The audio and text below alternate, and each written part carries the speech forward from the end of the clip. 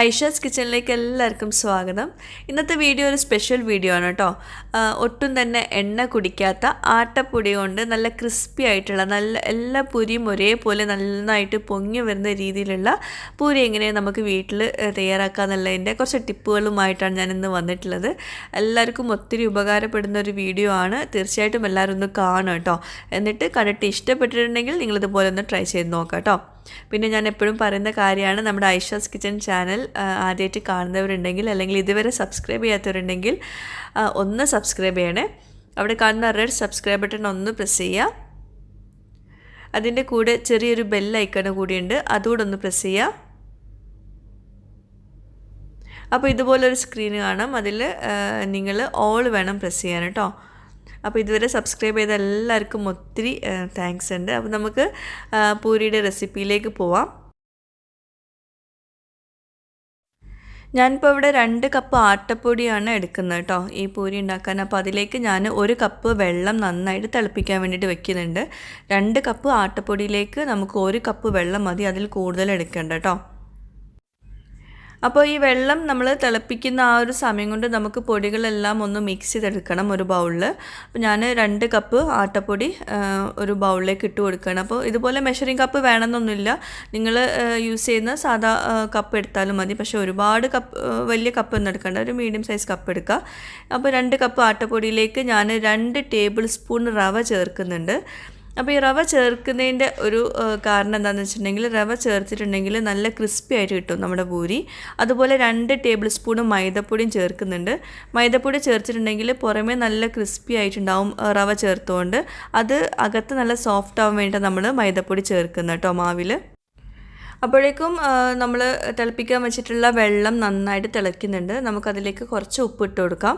ഞാനിപ്പോൾ പൊടിയിൽ ഉപ്പിട്ട് കൊടുക്കുന്നില്ല കേട്ടോ, വെള്ളത്തിലാണ് ഉപ്പ് ചേർത്ത് കൊടുക്കുന്നത്. അപ്പോൾ ഞാൻ ഫ്ലെയിം ഓഫ് ചെയ്ത് വെച്ചിട്ടുണ്ട്. ഇനി നമുക്ക് വീണ്ടും ഈ പൊടിയിലേക്ക് ഒരു 2 ടേബിൾ സ്പൂണോളം ഓയിൽ ചേർത്ത് കൊടുക്കാം. ഞാനിപ്പോൾ സൺഫ്ലവർ ഓയിലാണ് ചേർക്കുന്നത്. അപ്പോൾ നമ്മളിപ്പോൾ മൊത്തത്തിൽ 2 കപ്പ് ആട്ടപ്പൊടിയിലേക്ക് 2 ടേബിൾ സ്പൂൺ റവ, 2 ടേബിൾ സ്പൂൺ മൈദ, 2 ടേബിൾ സ്പൂൺ ഓയിൽ. അപ്പോൾ ഇത് ഓയിൽ ഈ പൊടിയിൽ ചേർത്തിട്ട് നന്നായിട്ട് ഇതുപോലെ ഒന്ന് മിക്സ് ചെയ്ത് കൊടുക്കുക കൈകൊണ്ട്.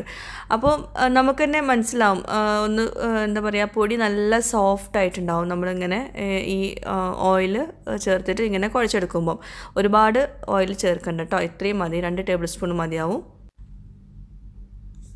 അപ്പോൾ ഇനി നമുക്ക് ഇതിലേക്ക് വെള്ളം ഒഴിച്ചിട്ട് നന്നായിട്ടൊന്ന് കുഴച്ചെടുക്കുക. അപ്പോൾ ഇത് നല്ല തിളച്ച വെള്ളമാണ്. അപ്പോൾ നമുക്ക് നേരിട്ട് കൈകൊണ്ട് കുഴയ്ക്കാൻ പറ്റില്ല. അപ്പോൾ ഞാനൊരു സ്പൂൺ കൊണ്ട് ഇതുപോലെ മിക്സ് ചെയ്ത് കൊടുക്കണം. അപ്പോൾ കുറേശ്ശെ ഒഴിച്ചിട്ട് വേണം നമ്മളിത് മിക്സ് ചെയ്ത് കൊടുക്കാൻ. കാരണം ചില പൊടി നമുക്ക് അത്രയും വെള്ളം വേണ്ടി വരില്ല. അപ്പം ഇതുപോലെ കുറേശ്ശെ ഒഴിച്ചിട്ട് നന്നായിട്ട് മിക്സ് ചെയ്ത് കൊടുക്കുക. ചിലപ്പോൾ നമുക്ക് ഒരുപാട് നല്ല സോഫ്റ്റ് ആയിട്ടുള്ള മാവ് കിട്ടും.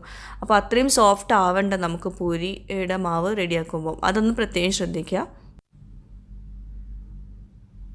അപ്പോൾ വെള്ളം ഒരിക്കലും നമ്മൾ മാവ് കുഴച്ചെടുക്കുമ്പം വെള്ളം കുറവാണെന്ന് വിചാരിച്ചിട്ട് ഒരുപാട് വെള്ളം ഒഴിക്കരുത്, അത് പ്രത്യേകം ശ്രദ്ധിക്കുക കേട്ടോ. ഐഷാസ് കിച്ചൺ റെസിപ്പീസ് കുറച്ചെങ്കിലും വിശ്വാസം ഉണ്ടെങ്കിൽ നിങ്ങൾ ഇതുപോലെ ഒന്ന് ട്രൈ ചെയ്ത് നോക്കുക. കാരണം നമ്മളിത് മാവ് കുഴച്ചെടുക്കുമ്പോൾ നന്നായിട്ട് മാവ് കുഴയ്ക്കണം. പക്ഷേ മാവ് വല്ലാണ്ട് സോഫ്റ്റ് ആവാൻ പാടില്ല പൂരിക്ക്. നമ്മൾ ചപ്പാത്തി മാവ് കുഴയ്ക്കുന്ന പോലെ വല്ലാണ്ട് സോഫ്റ്റ് ആക്കി എടുക്കരുത്. ഇതുപോലെ തന്നെ ട്രൈ ചെയ്യുക. വല്ലാണ്ട് സോഫ്റ്റ് ആയിട്ടുണ്ടെങ്കിൽ എന്താ പ്രശ്നം എന്ന് വെച്ചിട്ടുണ്ടെങ്കിൽ, നമ്മൾ എണ്ണയിൽ ഫ്രൈ ആക്കുന്ന സമയത്ത് ഒരുപാട് എണ്ണ കുടിക്കും ഈ പൂരി. അപ്പം അതുകൊണ്ട് ഒരിക്കലും സോഫ്റ്റ് ആക്കിയിട്ട് മാവ് കുഴച്ചെടുക്കരുത്. പക്ഷേ മാവ് നന്നായിട്ട് കുഴയ്ക്കും വേണം.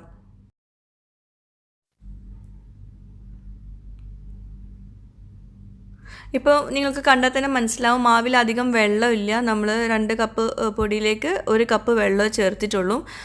അതുകൊണ്ട് തന്നെ എന്താ പറയുക, നല്ലൊരു ടഫായിട്ടുള്ളൊരു മാവാണുള്ളത്. അപ്പോൾ അതുപോലെ തന്നെയാണ് വേണ്ടത് നമുക്ക്. പിന്നെ ഇത് നമ്മൾ ഒരു 15 മുതൽ 30 മിനിറ്റ് വരെ നമ്മൾ അടച്ച് വെക്കുന്നുണ്ട്. കുറച്ച് നേരം കഴിഞ്ഞിട്ടാണ് നമ്മളിത് റോൾ ചെയ്തെടുക്കുന്നത്. അപ്പോൾ അതുകൊണ്ട് തന്നെ കുറച്ചുകൂടെ സോഫ്റ്റ് ആവും. അപ്പോൾ ഈ ഒരു പരുവത്തിലാണ് നമുക്ക് ഇത് അടച്ച് വെക്കേണ്ടത് കേട്ടോ. ഇപ്പോൾ ഇതിൻ്റെ പുറമെ ഇങ്ങനെ ക്രാക്സൊക്കെ ഉണ്ടാവും, അതൊന്നും കുഴപ്പമില്ല. ഇതുപോലെയാണ് നമുക്ക് വേണ്ടത്. ഇനി ഇത് വല്ലാണ്ട് ഡ്രൈ ആവാണ്ടിരിക്കാൻ വേണ്ടിയിട്ട് നമുക്ക് കുറച്ച് ഓയിൽ കയ്യിലൊന്ന് ഇങ്ങനെ പുരട്ടി കൊടുത്ത ശേഷം ഒന്ന് ജസ്റ്റ് ഒന്ന് അതിൻ്റെ മുകളിൽ ഇങ്ങനെ ഒന്ന് ആക്കി കൊടുക്കുക. വല്ലാണ്ട് ഡ്രൈ ആവാണ്ടിരിക്കാൻ വേണ്ടിയിട്ടാണ്. അപ്പോൾ ഞാനിത് അടച്ച് വെച്ചിട്ട് ഒരു 15 മുതൽ 30 മിനിറ്റ് വരെ വെക്കാം. അതും നിങ്ങൾ ശ്രദ്ധിക്കുക, ഒരുപാട് നേരം ഇങ്ങനെ അടച്ച് വെക്കരുത്. 15 മിനിറ്റ് മുതൽ 30 മിനിറ്റ് വരെ മാത്രം വെച്ചാൽ മതിയാകും.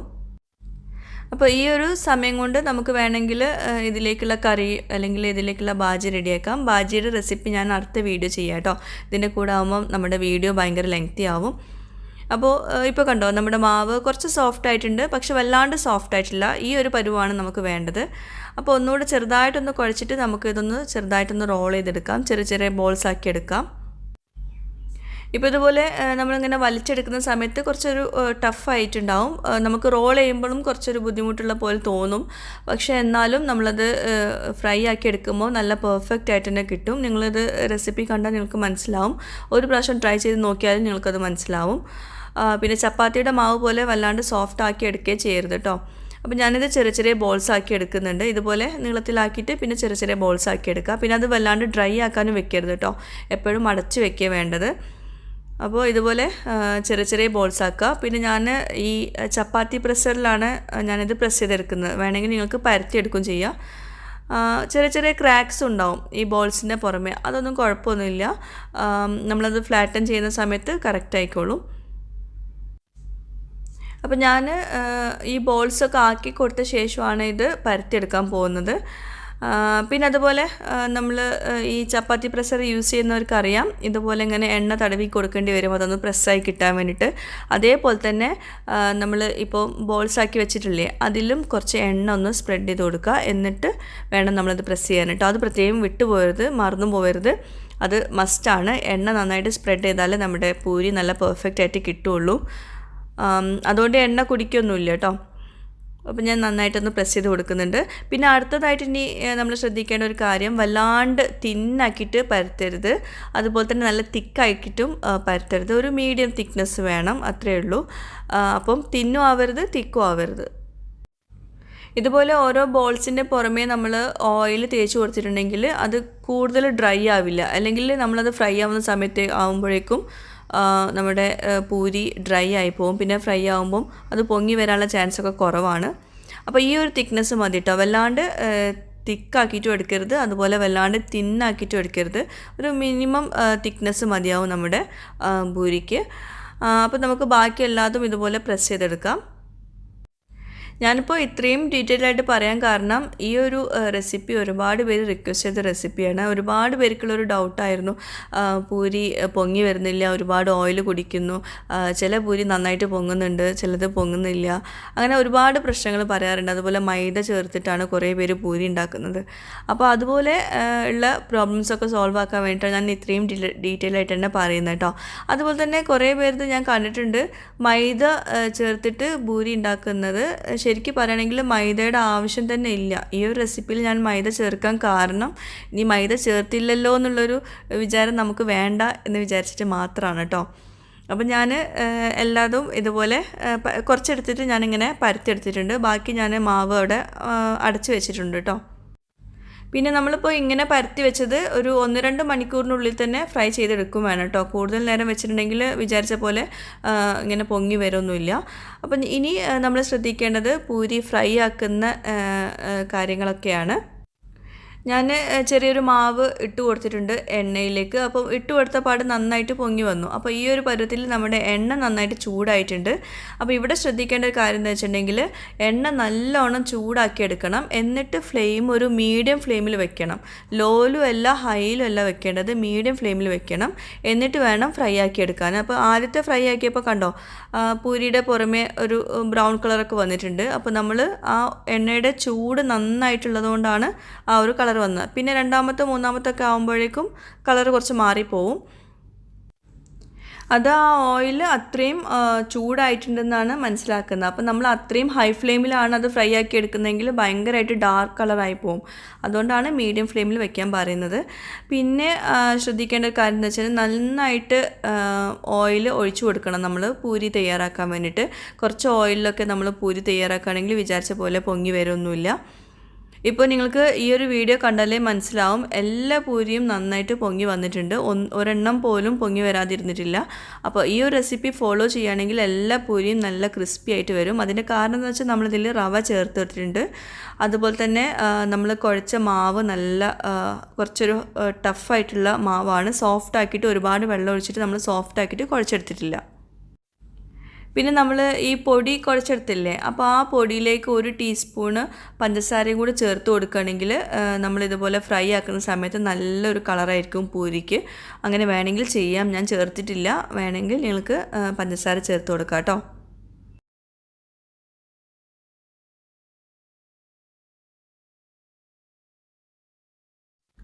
പിന്നെ അതുപോലെ 1-2 പൂരിയൊക്കെ ഉണ്ടാക്കി കഴിഞ്ഞ ശേഷം അഥവാ പൂരി പൊങ്ങി വരുന്നില്ല എന്ന് തോന്നുകയാണെങ്കിൽ നമ്മൾ അടുത്ത പൂരി ഇടുന്നതിന് തൊട്ട് മുമ്പ് എണ്ണ ഒന്ന് നന്നായിട്ട് ചൂടാക്കിയെടുക്കുക. എന്നിട്ട് വീണ്ടും മീഡിയം ഫ്ലെയിമിൽ വെച്ചിട്ട് വേണം അടുത്ത പൂരി ഇട്ട് കൊടുക്കാൻ. അതൊക്കെ ഒന്ന് ശ്രദ്ധിക്കുകയാണെങ്കിൽ നല്ല പെർഫെക്റ്റ് ആയിട്ട് നല്ല ക്രിസ്പി ആയിട്ടുള്ള നല്ല സോഫ്റ്റ് ആയിട്ടുള്ള നല്ല ഫ്ലഫി ആയിട്ടുള്ള പൂരി നമുക്ക് വീട്ടിൽ അടിപൊളിയായിട്ട് ഉണ്ടാക്കാൻ പറ്റും. അപ്പോൾ കുറച്ചെങ്കിലും ഐഷാസ് കിച്ചൻ റെസിപ്പീസ് നിങ്ങൾക്ക് വിശ്വാസം ഉണ്ടെങ്കിൽ ഈ ഒരു റെസിപ്പി ട്രൈ ചെയ്ത് നോക്കാം കേട്ടോ. ഒട്ടും തന്നെ എണ്ണ കുടിച്ചിട്ടില്ല ഈ ഒരു പൂരിയിൽ. അതുപോലെ തന്നെ ആട്ടപ്പൊടി കൊണ്ടാണ് നമ്മൾ ഈ ഒരു പൂരി ഉണ്ടാക്കിയിട്ടുള്ളത്. എല്ലാം തന്നെ നന്നായിട്ട് പൊങ്ങി വന്നിട്ടുണ്ട്. നല്ല ക്രിസ്പിയാണ് പുറമേ, അകത്ത് നല്ല സോഫ്റ്റാണ്. ആ സോഫ്റ്റ് ആവാനുള്ള കാരണം നമ്മൾ കുറച്ച് മൈദപ്പൊടി ചേർത്തിട്ടുണ്ട്, അതുകൊണ്ടായിരിക്കാം എന്ന് വിശ്വസിക്കുന്നു. കാരണം എനിക്കറിയില്ല, നമ്മൾക്കൊരു മൈദപ്പൊടി കുറച്ചെങ്കിലും ചേർത്തില്ലെങ്കിൽ നമ്മൾക്ക് നിങ്ങളെപ്പോലെ തന്നെ എനിക്കൊരു സമാധാനക്കേടാണ്. അപ്പോൾ അതുകൊണ്ട് ഞാൻ ചെറുതായിട്ട് ചേർത്തന്നേ ഉള്ളൂ. ഒട്ടും നിർബന്ധമില്ല മൈദപ്പൊടി ചേർക്കാൻ കേട്ടോ. അപ്പോൾ ഞാൻ പൊതുവേ ഉണ്ടാക്കുമ്പോൾ മൈദപ്പൊടിയൊന്നും ചേർക്കാറില്ല. അപ്പോൾ ഞാനിപ്പോൾ ഈ ഒരു റെസിപ്പിക്ക് വേണ്ടിയിട്ട് മാത്രമാണ് ചേർത്തത്. വലിയ വ്യത്യാസമൊന്നും എനിക്ക് തോന്നിയിട്ടില്ല. മൈദപ്പൊടി വേണമെങ്കിൽ മാത്രം ചേർത്താൽ മതി, ഒട്ടും നിർബന്ധമില്ല കേട്ടോ. അപ്പോൾ ഞാൻ ഈ ബാജിയുടെ റെസിപ്പി അടുത്ത വീഡിയോയിൽ ഇടാം കേട്ടോ. അപ്പോൾ എല്ലാവരും ട്രൈ ചെയ്ത് നോക്കുക, എന്നിട്ട് എനിക്ക് ഫീഡ്ബാക്ക് അറിയിക്കുക. താങ്ക്